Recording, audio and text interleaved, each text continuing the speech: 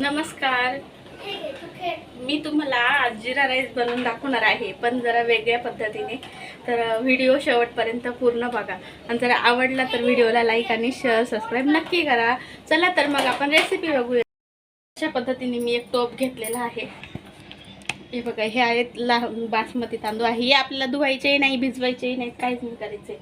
तर आपण आधी मस्त हे बघा, इकडं तेल गरम करायला ठेवलेलं आहे. मला माहिती नाही तुम्हाला दिसतं की नाही. तर हे बघा, दिसतंय का तुम्हाला तेल? हे बघा, असं तेल मी गरम करायला ठेवलेलं आहे. त्याच्यामध्ये आता आपण अशा पद्धतीने बघू शकता. हे बघा, हे आहे जिरं. तर असं जिरं घेऊन टाकलेलं आहे.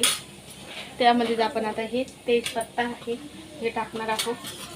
आणि हे बघू शकता तुम्ही, अशा पद्धतीने एक मोठी वेलची आहे आणि एक छोटी वेलची आहे. बघू शकता तुम्ही. बघा, आता हे पण आपण टाकून घेणार आहोत आणि छान असं मस्त असं फ्राय करून घेऊया याला. हे आपल्याला बाकीचं इथं काहीच नाही लागलं.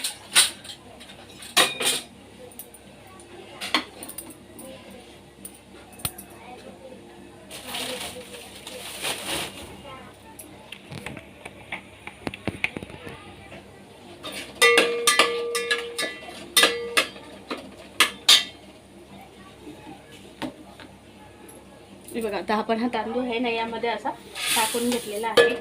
तर आता आपण फ्राय करून घेऊ. अशा पद्धतीने जिरा राईस बनव खूप छान आणि सुंदर असा होतो आणि खरंच खूप छान लागतो खायला. असे मस्त तांदूळ आता आपण त्याला छान फ्राय करून घेऊया. छान असं आपण फ्राय करून घेणार आहोत. एकदम असं चमचमीत तेलामध्ये तुम्ही बघू शकता. असं छान असं फ्राय झालं ना की आता आपण यामध्ये गरम पाणी टाकणार आहोत. बाकी काही नाही टाकायचं आपल्याला. असं गरम पाणी टाकायचं.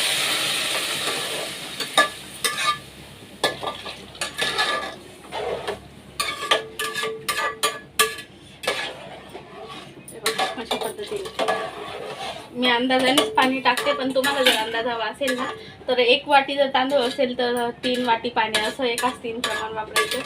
छान असं होतं. हे बघा, आता आपण छान शिजू देणार आहोत. त्यामध्ये आपण आता चवीनुसार मीठ ॲड करून घेणार आहोत आणि छान असं आता शिजू द्यायचं. झालं आपलं मग मस्त असं राईस बनवून. आणि असा भात नक्की करून बघा, खूप छान होतो. जलती है जलने दो, खाओ पियो ऐश करो, भगवान का भजन करो.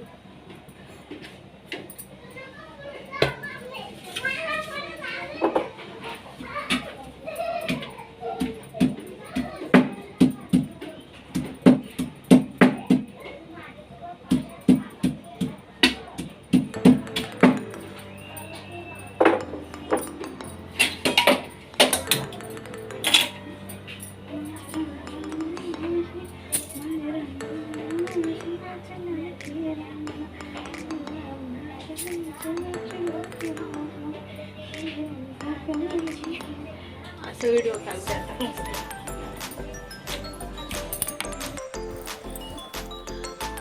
तर अशा पद्धतीने मैत्रिणी बघू शकता. तसं मी छान अशा पद्धतीने जिरा राईस बनवला आहे. तर रेसिपी खूप साधी आणि सोपी आहे.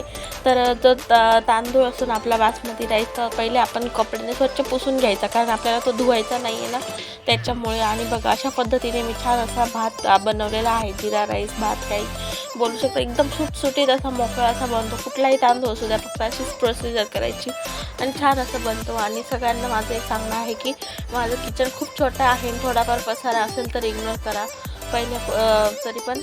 आणि व्हिडिओ आवडला तर लाईक शेअर सबस्क्राईब करा. Thank you for the watching. Bye सर्वांना.